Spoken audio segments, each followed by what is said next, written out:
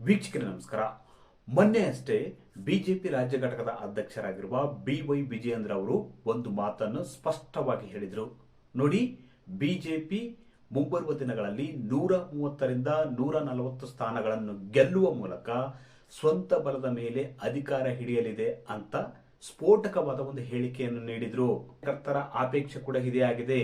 ಕಾರ್ಯಕರ್ತರ ಅಪೇಕ್ಷೆ ಏನಾಗಿದೆಪ್ಪ ಅಂದ್ರೆ ಬಿಜೆಪಿ ಸ್ವಂತ ಬಲದ ಮೇಲೆ 130ರಿಂದ 140 ಸ್ಥಾನ ಗೆಲ್ಲಲಿದೆ. ಈ ಮೂಲಕ ಬಿಜೆಪಿ ಸ್ವಂತ ಬಲದ ಮೇಲೆ ಅಧಿಕಾರ ಹಿಡಿಯಲಿದೆ ಅಂತ ಹೇಳಿದ್ರು. ಮರುದಿನವೇ ಜೆಡಿಎಸ್ ವರಿಷ್ಠ ಹಾಗೂ ಮಾಜಿ ಪ್ರಧಾನಿ HD ದೇವೇಗೌಡರು ಒಂದು ಸ್ಟೇಟ್ಮೆಂಟ್ ಕೊಟ್ಟರು. ಅದೇನಪ್ಪ ಅಂದ್ರೆ ಮುಂಬರುವ ಸ್ಥಳೀಯ ಸಂಸ್ಥೆಗಳ ಚುನಾವಣೆಯಲ್ಲಿ ಜೆಡಿಎಸ್ ಸ್ವತಂತ್ರವಾಗಿ ಸ್ಪರ್ಧೆ ಮಾಡಲಿದೆ. ಬಿಜೆಪಿ ಜೊತೆ ಮೈತ್ರಿ ಮಾಡಿಕೊಳ್ಳದೆ ಲೋಕಲ್ ಬಾಡಿ ಚುನಾವಣೆಯಲ್ಲಿ ಸ್ವತಂತ್ರವಾಗಿ ಸ್ಪರ್ಧೆ ಮಾಡಲಿದೆ ಅಂತ ಹೇಳಿಕೆ ನೀಡಿದ್ರು. ಈ ಮೂಲಕ ಎರಡೂ ಪಕ್ಷಗಳು ಮುಂಬರುವ ದಿನಗಳಲ್ಲಿ ಭವಿಷ್ಯದಲ್ಲಿ ಮೈತ್ರಿಯ ಭವಿಷ್ಯ ಏನಾಗಿರಬಹುದು ಎಂಬುವ ಕುರಿತು ಒಂದು ಸಣ್ಣದಾಗಿ ಸುಳಿವನ್ನು ಕೂಡ ಇಬ್ಬರು ನಾಯಕರು ನೀಡಿದ್ದಾರೆ. ಮೊದಲನೇದಾಗಿ ಬಿಜೆಪಿ ರಾಜ್ಯ ಘಟಕದ ಅಧ್ಯಕ್ಷರಾಗಿರುವ BY ವಿಜಯೇಂದ್ರ ಅವರ ಮಾತಿನ ಮರ್ಮ ಹೇಗಿತ್ತು, ಕಾರ್ಯಕರ್ತರ ಅಪೇಕ್ಷೆ ಏನಿದೆಪ್ಪ ಅಂದ್ರೆ ಬಿಜೆಪಿ ಸ್ವಂತ ಬಲದ ಮೇಲೆ 130ರಿಂದ 140 ಸ್ಥಾನಗಳನ್ನು ಗೆಲ್ಲಲಿದೆ ಅಂತ ಹೇಳಿದ್ದಾರೆ. ಇದು ಕಾರ್ಯಕರ್ತರ ಅಪೇಕ್ಷೆಯಾಗಿದೆ ಅಂತ ಹೇಳುವ ಮೂಲಕ ಮುಂಬರುವ ದಿನಗಳಲ್ಲಿ ಮೈತ್ರಿಯ ಪರಿಸ್ಥಿತಿ ಏನಾಗಬಹುದು ಎಂಬ ಸೂಚನೆಯನ್ನು ಕೂಡ ಈ ಹೇಳಿಕೆ ಮೂಲಕ ನೀಡಿದ್ದಾರೆ ಅಂತ ಕೂಡ ಹೇಳಲಾಗ್ತದೆ. ಹಾಗಾದ್ರೆ ರಾಜ್ಯಾಧ್ಯಕ್ಷರಾಗಿರುವ BY ವಿಜಯೇಂದ್ರ ಅವರು ಇಂಥದ್ದೊಂದು ಹೇಳಿಕೆ ನೀಡುವುದಕ್ಕೆ ಕಾರಣವಾದ್ರು ಏನು? ವೀಕ್ಷಕರೇ, ಮೊದಲನೇದಾಗಿ ಬಿಜೆಪಿ ಜೆಡಿಎಸ್ ಮೈತ್ರಿ ಇದೆಯಲ್ಲ, ಅದು ಬಿಜೆಪಿಯ ಹೈಕಮಾಂಡ್ ನಾಯಕರು ಹಾಗೆ ಜೆಡಿಎಸ್ ನ ಹಿರಿಯ ನಾಯಕರು ಕುಳಿತುಕೊಂಡು ಮಾಡಿಕೊಂಡಂತಹ ಅದು ಒಪ್ಪಂದ. ಅಂದ್ರೆ ಲೋಕಸಭೆ ಚುನಾವಣೆ ಹಾಗೂ ವಿಧಾನಸಭೆ ಚುನಾವಣೆಯಲ್ಲಿ ಭವಿಷ್ಯದಲ್ಲಿ ಕೂಡ ಮುಂದುವರಿಯುವುದಕ್ಕೆ ಈಗಾಗಲೇ ಮೈತ್ರಿ ಮಾಡಿಕೊಂಡಿದ್ದಾರೆ. ಆದರೆ ರಾಜ್ಯ ಘಟಕದ ಅಧ್ಯಕ್ಷರು ನೀಡಿರುವ ಹೇಳಿಕೆಯಿಂದ ರಾಜ್ಯ ರಾಜಕಾರಣದಲ್ಲಿ ಒಂದಷ್ಟು ತಲ್ಲಣ ಕೂಡ ಉಂಟಾಗಿದೆ. ಹಾಗಾದ್ರೆ ರಾಜ್ಯಾಧ್ಯಕ್ಷರಾಗಿರುವ BY ವಿಜಯೇಂದ್ರ ಅವರು ಹೇಳಿಕೆ ಹಿನ್ನೆಲೆ ಏನು, ಅದೇ ರೀತಿ ಸಾಧ್ಯತೆಗಳು ಏನಿರಬಹುದು? ಏಕಾಏಕಿ ಹಾಗೂ ಸುಖ ಸುಮ್ಮನೆ ಹೇಳಿಕೆಯನ್ನು ರಾಜ್ಯಾಧ್ಯಕ್ಷರಾಗಿರುವ BY ವಿಜಯೇಂದ್ರ ಅವರು ನೀಡಿಲ್ಲ ಅಂತ ಕೂಡ ಹೇಳಲಾಗ್ತದೆ. ಹಾಗಾದ್ರೆ ಈ ಹೇಳಿಕೆ ಹಿಂದಿನ ಸಾಧ್ಯತೆಗಳು ಏನಿರಬಹುದು? ವೀಕ್ಷಕರೇ, 2ರಿಂದ 3 ಸಾಧ್ಯತೆಗಳು ರಾಜ್ಯಾಧ್ಯಕ್ಷರಾಗಿರುವ BY ವಿಜಯೇಂದ್ರ ಅವರು ನೀಡಿದ ಹೇಳಿಕೆಯ ಮೇಲಿವೆ ಅಂತ ಕೂಡ ಹೇಳಲಾಗ್ತದೆ. ನೋಡಿ, ಸಾಧ್ಯತೆ ಒಂದು ಏನಪ್ಪ ಅಂದ್ರೆ, ನೋಡಿ, ಬಿಜೆಪಿ ಮತ್ತು ಜೆಡಿಎಸ್ ಮೈತ್ರಿ ಮುಂದುವರೆದ್ರೆ ಅದು ಬಿಜೆಪಿಗೆ ಖಂಡಿತ ಲಾಭವಲ್ಲ.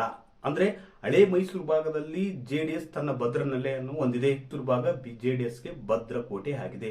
ಇಲ್ಲಿ ಬಿಜೆಪಿಗೆ ಬೆಳೆಯುವುದಕ್ಕೆ ಅವಕಾಶವೇ ಇಲ್ಲ. ಜೆಡಿಎಸ್ ಮತ್ತು ಬಿಜೆಪಿ ಮೈತ್ರಿಯಲ್ಲಿ ಮುಂದುವರೆದ್ರೆ ಬಿಜೆಪಿಗೆ ಹಳೆ ಮೈಸೂರು ಭಾಗದಲ್ಲಿ ಮುಂದುವರಿಯುವುದಕ್ಕೆ ಅವಕಾಶವೇ ಸಿಗುವುದಿಲ್ಲ.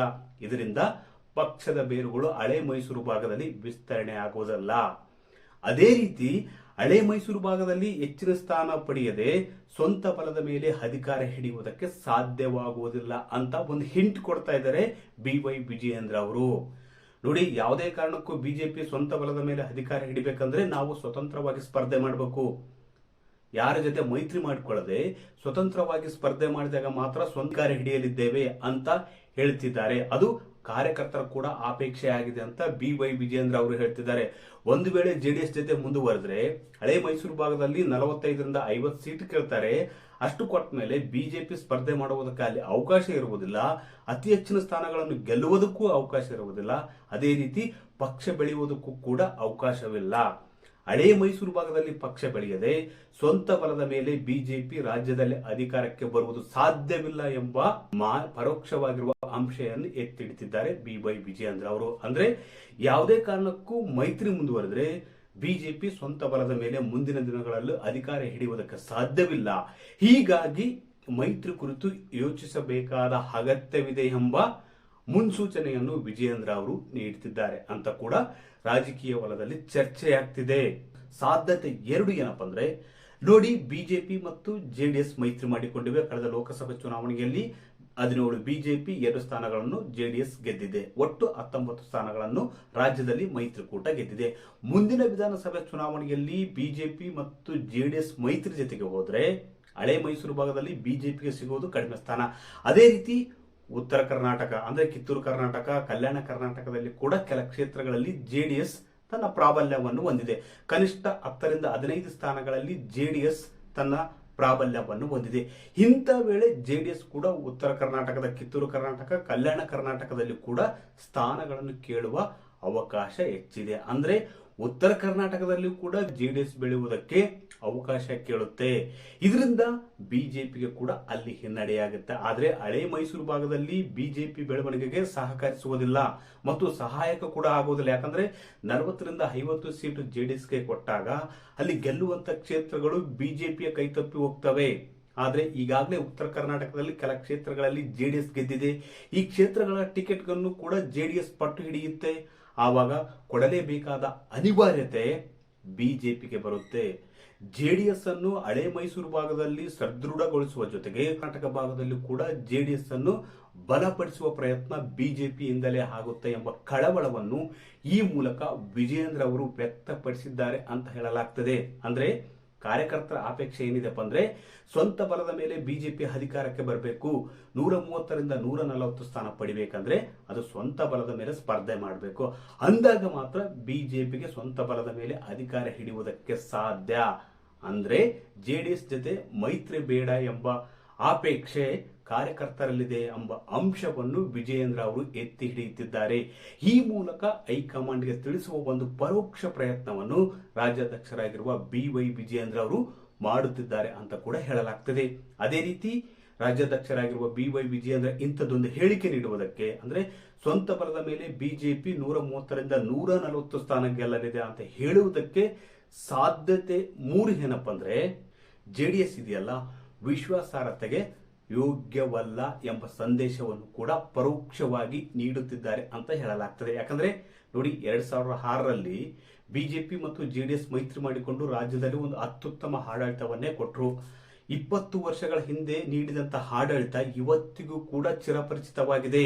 ಅಂದು ಮೈತ್ರಿ ಸರ್ಕಾರ ಜಾರಿಗೊಳಿಸಿದ್ದಂತಹ ಸೈಕಲ್ ಯೋಜನೆ ಇರ್ಬೋದು, ಭಾಗ್ಯಲಕ್ಷ್ಮಿ ಯೋಜನೆ ಇರ್ಬೋದು, ಮತ್ತಿತರ ಯೋಜನೆಗಳು ಕೂಡ ಇಂದಿಗೂ ಪ್ರಸಿದ್ಧ ಜನಪ್ರಿಯ ಕೂಡ ಆಗಿವೆ. ಅಂತ ಒಂದು ಸರ್ಕಾರ BS ಯಡಿಯೂರಪ್ಪ ಹಾಗೂ HD ಕುಮಾರಸ್ವಾಮಿ ನೇತೃತ್ವದ ಸರ್ಕಾರ ಒಂದು ಜನಪರ ಆಡಳಿತವನ್ನು ನೀಡಿತ್ತು. ಆದರೆ ಅಧಿಕಾರ ಹಂಚಿಕೆ ವಿಷಯದಲ್ಲಿ ಆವತ್ತು HD ಕುಮಾರಸ್ವಾಮಿ ಅವರು BS ಯಡಿಯೂರಪ್ಪ ಅವರಿಗೆ ಅಧಿಕಾರ ಹಸ್ತಾಂತರವನ್ನು HD ಕುಮಾರಸ್ವಾಮಿ ಅವರು ಮಾಡಲಿಲ್ಲ. ಈ ವಚನ ಭ್ರಷ್ಟತೆ ಹಿಡಿದುಕೊಂಡು 2008ರ ವಿಧಾನಸಭೆ ಚುನಾವಣೆಯಲ್ಲಿ ಬಿಜೆಪಿ ಅತಿ ಹೆಚ್ಚು ಸ್ಥಾನಗಳನ್ನು ಗೆಲ್ಲುವುದಕ್ಕೆ ಸಾಧ್ಯವಾಯಿತು. ಯಾಕಂದ್ರೆ ಜೆಡಿಎಸ್ ನಲ್ಲಿ ವಿಶ್ವಾಸಾರ್ಹತೆ ಇಲ್ಲ.